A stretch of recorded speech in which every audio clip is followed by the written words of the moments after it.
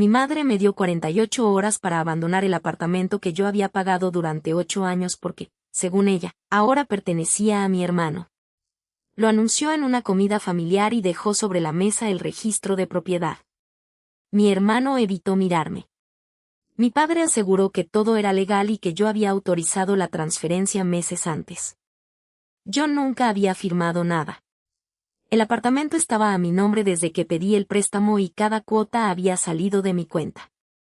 Mi madre había vivido allí mientras reformaban su casa, pero jamás tuvo derecho a venderlo ni a entregárselo a nadie. Pedí el documento original. Mi padre respondió que lo guardaba una gestoría y que discutir solo empeoraría las cosas. Mi hermano añadió que ya había dado una señal para mudarse con su esposa. No grité. Fotografié cada página y me marché. Esa noche comparé la firma con contratos bancarios previos. Se parecía demasiado, incluso conservaba una pequeña inclinación que yo había dejado de hacer años atrás.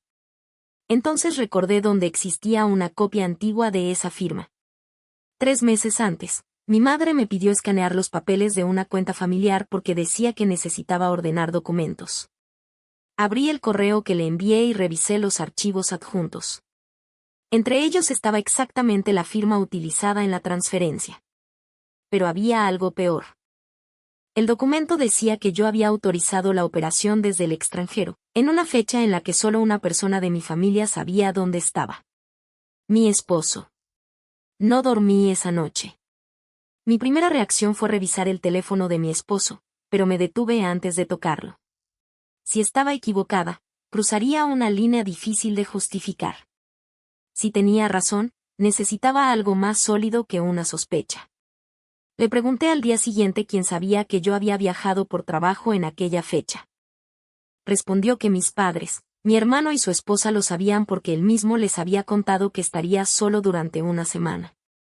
Mi esposo trabajaba en seguros y entendía cómo podían utilizarse copias de documentos. Le enseñé la transferencia. Señaló algo que yo no había visto. El formulario incluía un número de contacto que dejé de usar 3 años antes. Ese número seguía registrado en una cuenta familiar que mi madre administraba. Durante años confié en ella para guardar documentos. Tenía copias de mi identificación y contratos viejos. Fui al banco y pedí el historial relacionado con el préstamo. El crédito seguía a mi nombre y no existía ninguna modificación autorizada por mí. Después pedí el expediente de la gestoría que había preparado la transferencia. La gestoría confirmó que recibió la documentación mediante un intermediario habitual de mi padre. El expediente mostraba una copia de mi identificación, una autorización firmada y una certificación gestionada a distancia. La copia provenía del mismo escaneo que yo había enviado a mi madre. La autorización incluía además una dirección de correo que no era mía. Era una cuenta creada con mi nombre y un número al final. La gestoría había enviado allí varias notificaciones. Solicité copias y descubrí que la cuenta respondía con frases breves, siempre confirmando que yo estaba de acuerdo con avanzar. Alguien estaba imitando una versión mínima de mí. Revisamos cuando se creó la cuenta.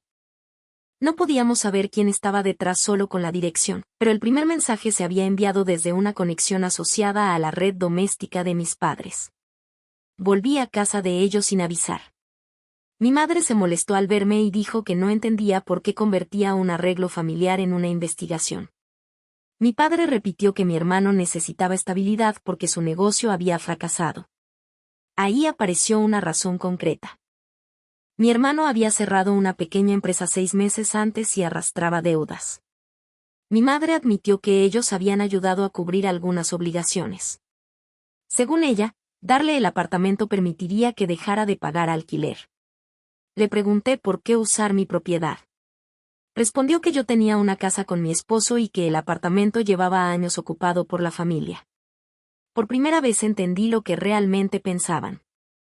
Como yo estaba casada y tenía otra vivienda, el apartamento había dejado de ser mío para ellos aunque yo siguiera pagándolo.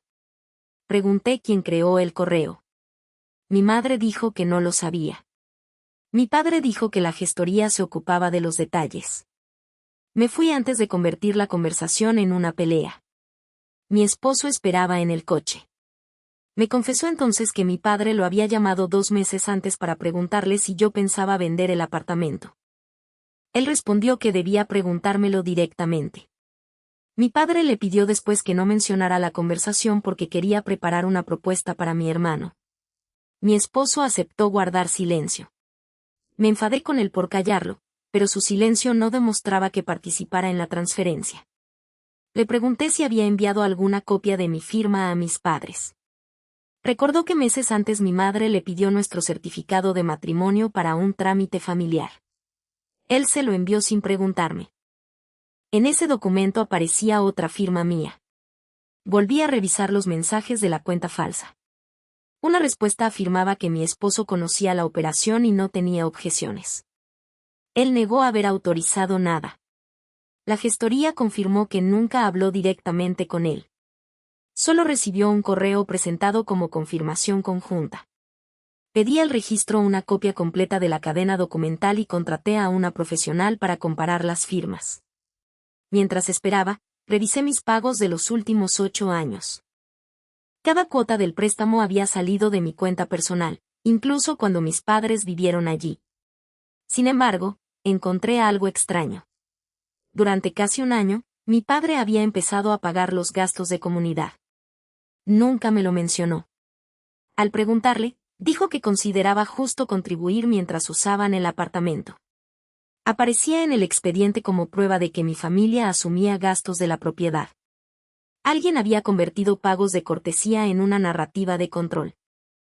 La profesional concluyó que la autorización parecía construida a partir de una firma auténtica insertada digitalmente. Había diferencias claras de resolución entre la firma y el resto del documento. Envié el informe a mi abogada. Ella recomendó notificar por escrito que yo no reconocía la transferencia y que no autorizaba nuevas operaciones sobre el apartamento. Lo hice ese mismo día. Mi hermano me llamó por primera vez desde la comida familiar y pidió vernos y nuestros padres. Llegó con una carpeta que mi madre le había entregado semanas antes. Dentro había presupuestos de reforma, una estimación de venta futura y un cálculo de cuánto dinero podría obtener usando el apartamento como garantía para relanzar su negocio. Mi hermano aseguró que creyó que yo había aceptado ayudarlo. Le pedí la prueba. Sacó una hoja impresa con un correo supuestamente enviado por mí.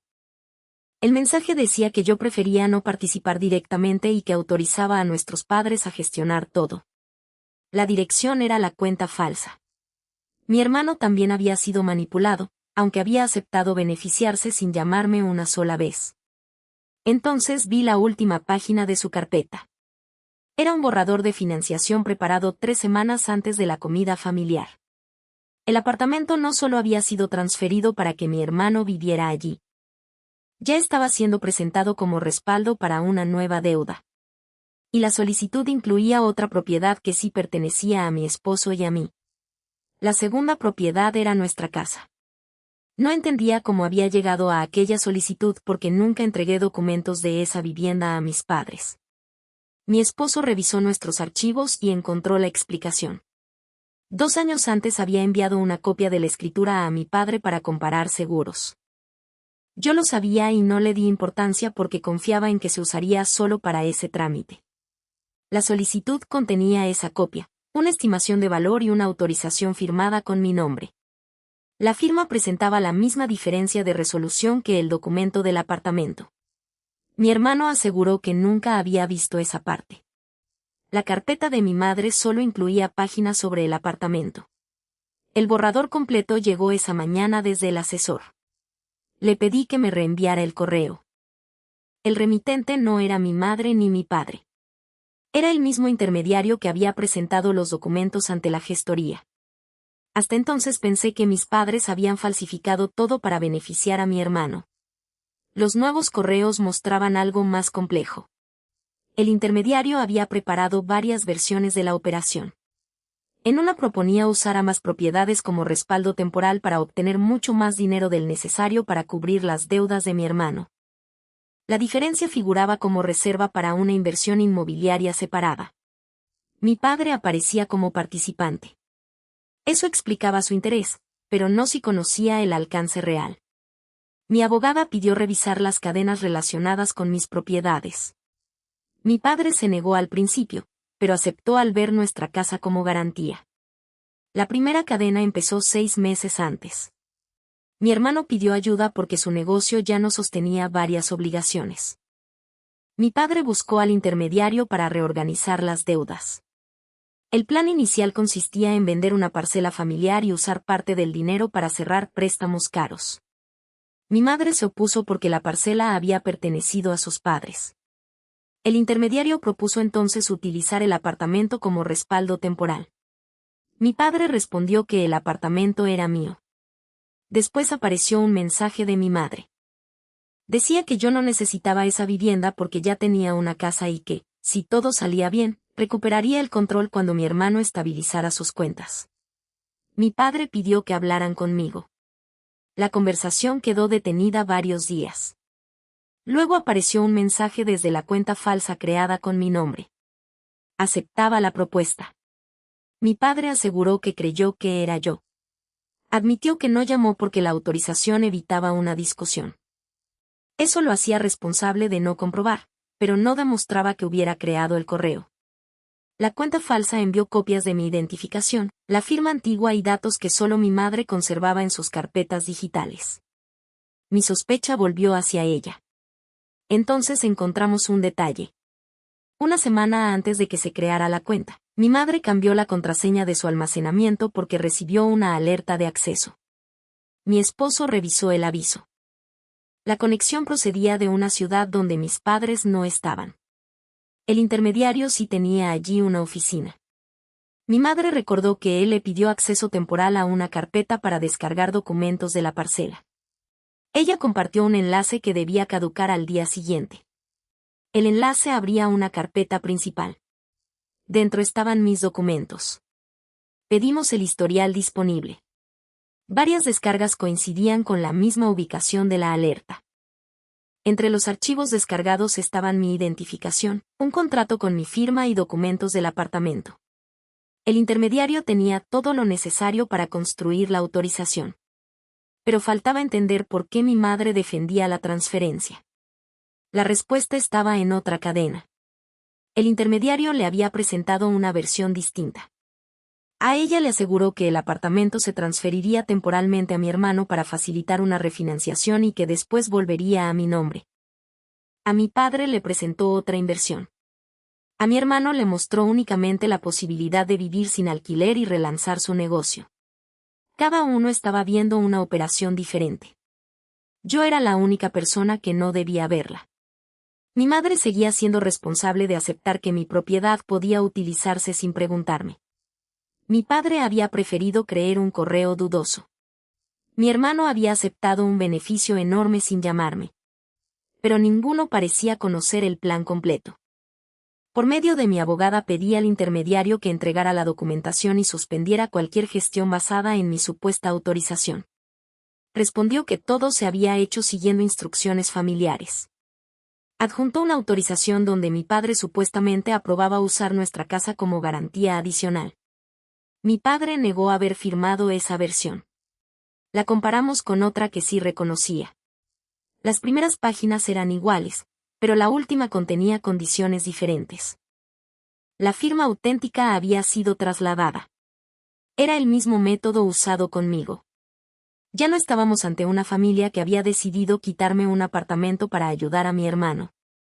Alguien había aprovechado esa intención para construir una operación mucho mayor. Mi hermano encontró entonces un correo que había ignorado porque parecía publicidad. El intermediario le ofrecía, una vez aprobada la financiación, dinero adicional para invertir como socio minoritario en otra sociedad. Mi hermano nunca respondió. La sociedad mencionada tenía la misma dirección comercial que la oficina del intermediario. Mi abogada pidió una revisión independiente de todos los documentos antes de dar un paso mayor. Yo quería actuar rápido, pero acepté esperar. Durante esa revisión apareció la pieza que cambió mi idea de quien había iniciado todo. El primer borrador del plan no había sido solicitado por mi padre. Había sido enviado a él como respuesta a una consulta previa. La consulta había salido meses antes desde la cuenta personal de mi esposo.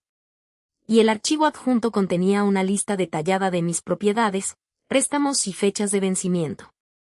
No enfrenté a mi esposo al ver la consulta. Le pedí que abriera su correo delante de mi abogada y del contador. Si había participado, necesitaba saber hasta dónde. Si no, aquella cuenta era otra pieza del montaje. Encontramos el mensaje original en enviados. La fecha coincidía, pero mi esposo estaba en un viaje de trabajo y el correo había salido desde un navegador que él no usaba. El archivo adjunto tampoco existía en su ordenador. Recordó que durante ese viaje dejó su portátil en casa porque se averió y llevó uno de la empresa. Mi madre había pasado a regar las plantas, así que sospeché de ella. El registro de acceso mostró otra cosa. El mismo programa remoto que el intermediario utilizaba para ayudar con documentos financieros seguía instalado desde meses antes. Un técnico independiente encontró conexiones remotas en las fechas en que se enviaron la consulta y 2 mensajes desde la cuenta falsa. La dirección de origen coincidía con la oficina del intermediario. Ya teníamos un patrón que conectaba mis archivos descargados, el correo de mi esposo y las autorizaciones alteradas. Aún así, no permitiría que mi familia usara al intermediario para fingir inocencia. Mi madre había decidido que podía usar mi apartamento porque yo tenía otra casa. Mi padre aceptó una autorización sin llamarme. Mi hermano planeó beneficiarse sin preguntarme. Organicé una reunión en la oficina de mi abogada con mis padres, mi hermano, mi esposo y el intermediario.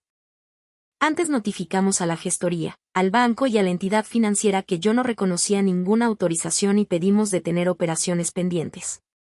Mi hermano aceptó no mudarse. Mi madre protestó porque ya había contratado parte de la reforma, pero las llaves seguían conmigo.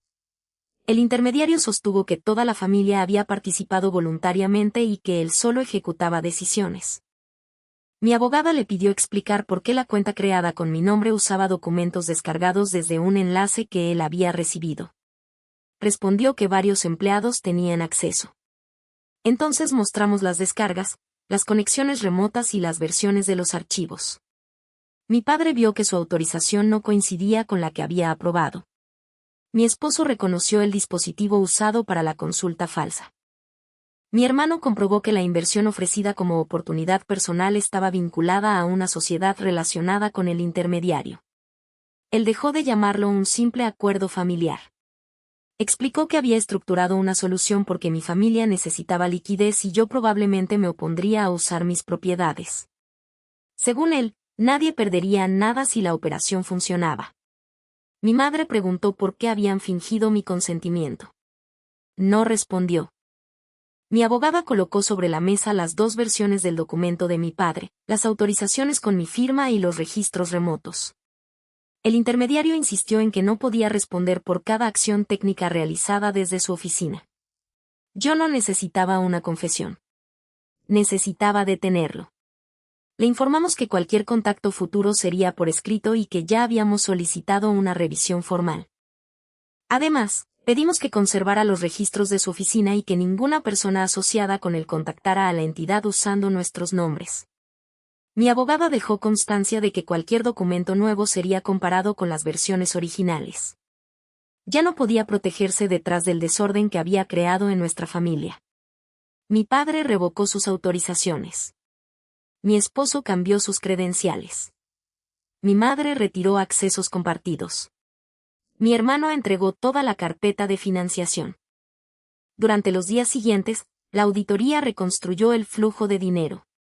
La refinanciación de las deudas de mi hermano incluía comisiones mucho mayores de las que mi padre había entendido. Parte del préstamo iría a una sociedad vinculada al intermediario y otra parte quedaría reservada para una inversión inmobiliaria separada. La operación necesitaba mis propiedades porque sin ellas las garantías no alcanzaban. Yo no había sido una participante incómoda. Era el obstáculo principal. La cuenta falsa también había creado una imagen de mí como alguien que prefería mantenerse lejos de las decisiones familiares. Mi madre creyó esa versión porque encajaba con su idea de que yo ya tenía otra vida. Mi padre la creyó porque evitaba discutir conmigo. Mi hermano la creyó porque necesitaba una salida rápida. Todos habían aceptado la versión que más les convenía. La auditoría encontró que la transferencia del apartamento aún tenía trámites pendientes que podían ser revisados porque yo había negado la autorización antes de que terminaran. Mi abogada preparó las objeciones necesarias. No prometió una solución inmediata, pero ya no dependía de convencer a mi familia. Dependía de registros, fechas y documentos. Mi madre volvió a pedirme que permitiera a mi hermano vivir allí cuando todo terminara. Le respondí que esa decisión sería mía. Mi padre me entregó todos los correos con el intermediario. En una cadena apareció algo que ninguno había visto completo. Mi padre había preguntado cómo ayudar a mi hermano sin vender una parcela familiar. El intermediario respondió proponiendo usar mi apartamento. Pero 4 días antes había enviado un mensaje interno a una persona de su sociedad. Decía que mi apartamento podía servir como garantía inicial porque la propietaria estaba distanciada de su familia y probablemente tardaría en detectar cualquier cambio. La operación se había diseñado pensando en mi ausencia desde el principio. Creí que ese era el peor descubrimiento. La entidad financiera encontró después una solicitud adicional presentada incluso después de nuestra objeción. La operación había sido modificada para sustituir mi apartamento por nuestra casa como garantía principal. La nueva solicitud llevaba una firma electrónica atribuida a mi esposo. Él estaba sentado a mi lado cuando recibimos el documento y negó haberla autorizado. Entonces vi la fecha. La firma se había registrado esa misma mañana. La firma registrada esa misma mañana nos dio la primera prueba que no podía explicarse como un descuido antiguo. Mi esposo había cambiado sus credenciales la noche anterior y había estado conmigo desde que salimos de casa. Si alguien había firmado en su nombre, lo había hecho usando una autorización conservada fuera de nuestros dispositivos. Mi abogada pidió a la entidad que preservara el registro técnico y suspendiera aquella solicitud. El documento había salido desde una oficina relacionada con el intermediario.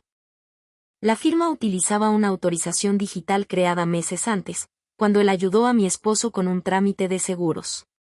Mi esposo reconoció que había permitido esa configuración para una gestión concreta y que nunca comprobó si después quedó activa. El intermediario había conservado una puerta que ninguno de nosotros recordaba.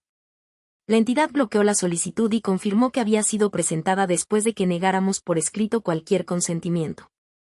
Ya no podía explicarse como un trámite antiguo procesado con retraso. Mi abogada reunió las versiones alteradas, los registros remotos, la cuenta falsa creada con mi nombre, las descargas de mis documentos y la autorización atribuida a mi esposo. La gestoría suspendió la transferencia del apartamento mientras revisaba el origen de los papeles. Yo seguí pagando el préstamo. No permitiría que nadie afirmara que había abandonado mis obligaciones. Mi hermano canceló su mudanza y retiró la financiación para relanzar su negocio. Me devolvió las llaves sin intentar justificarse. Había creído que yo cedía el apartamento porque necesitaba una salida y porque aquella versión le convenía. Le dejé claro que mis padres podían ayudarlo con su propio dinero y que cualquier solución futura tendría que excluir mis bienes. Mi madre tardó más en aceptar ese límite. Seguía considerando que una propiedad dentro de la familia debía servir a quien atravesara una mala etapa.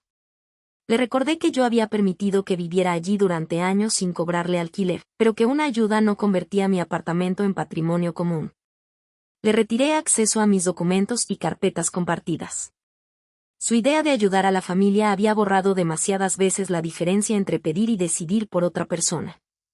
Mi padre entregó toda la correspondencia con el intermediario. Descubrimos que se había preguntado cómo ayudar a mi hermano sin vender una parcela familiar, pero nunca pidió usar nuestra casa ni autorizó sustituir páginas firmadas por otras con condiciones diferentes. Su responsabilidad estaba en otro lugar. Había recibido un supuesto consentimiento mío y prefirió creerlo porque sabía que una llamada directa probablemente terminaría con mi negativa. La auditoría reconstruyó cómo el intermediario aprovechó esa debilidad. A mi madre le presentó una transferencia temporal. A mi padre le vendió una inversión que supuestamente protegería el patrimonio familiar. A mi hermano le ofreció una salida para sus deudas. A mi esposo lo utilizó como fuente de documentos antiguos. Cada uno veía una operación distinta. La única persona que no debía verla era yo. Los registros mostraron que el intermediario descargó mis archivos desde el enlace que mi madre compartió, utilizó accesos remotos instalados en nuestros equipos y preparó respuestas desde la cuenta falsa. Las firmas digitalizadas provenían de documentos auténticos que ya tenía. No necesitábamos que admitieran nada para detener la operación. Las entidades podían comparar fechas, dispositivos y versiones de cada archivo. La solicitud sobre nuestra casa fue anulada. La financiación de mi hermano quedó cerrada. Después de revisar el expediente, la gestoría aceptó que yo no había autorizado la transferencia del apartamento y comenzó a corregirla. Mi relación con mi esposo también cambió. Él no había participado en el plan, pero ocultó la conversación con mi padre y envió documentos sin preguntarme porque quería evitar conflictos. Yo tampoco quedaba fuera de toda responsabilidad. Durante años compartí documentos con mi familia por comodidad, dejé sesiones abiertas y acepté que mis padres gestionaran asuntos sin exigir límites claros. La diferencia era que mis errores no daban permiso a nadie para decidir por mí. Mi hermano reorganizó sus deudas con sus propios recursos. Vendió equipos de su negocio y aceptó un plan mucho más lento. Mis padres terminaron vendiendo parte de la parcela que habían intentado proteger. El dinero era suyo y la decisión también. Cuando la corrección del expediente quedó confirmada, recibí una copia actualizada que dejaba el apartamento otra vez bajo mi control exclusivo. Mi abogada revisó conmigo cada página antes de que yo firmara cualquier documento relacionado. Mi madre preguntó una última vez si permitiría que mi hermano viviera allí pagando un alquiler reducido. No respondí en ese momento. Fui al apartamento y encontré las cajas que él había dejado cuando todavía creía que se mudaría. Le di unos días para recogerlas y cumplió. Después cambié la cerradura. No temía que intentara entrar. Necesitaba que la llave antigua dejara de representar la idea de que mi familia podía disponer de aquel lugar sin preguntarme. Mi esposo y yo cerramos accesos antiguos. Eliminamos autorizaciones innecesarias y acordamos que ninguna conversación incómoda con mi familia volvería a mantenerse en secreto para evitar una discusión. Yo todavía debía decidir qué hacer con el apartamento. Podía venderlo, dejarlo vacío o alquilarlo. Por primera vez desde aquella comida, ninguna opción tenía que resolver el problema de otra persona. Elegí alquilarlo. Busqué una inquilina fuera de la familia y gestioné el contrato personalmente. Revisé cada hoja despacio, comprobé los datos y conservé mi propia copia. El día de la entrega llegué antes que nadie. Mi hermano ya había retirado sus últimas cajas y el apartamento estaba vacío. La nueva inquilina firmó delante de mí y me entregó el documento para que hiciera lo mismo.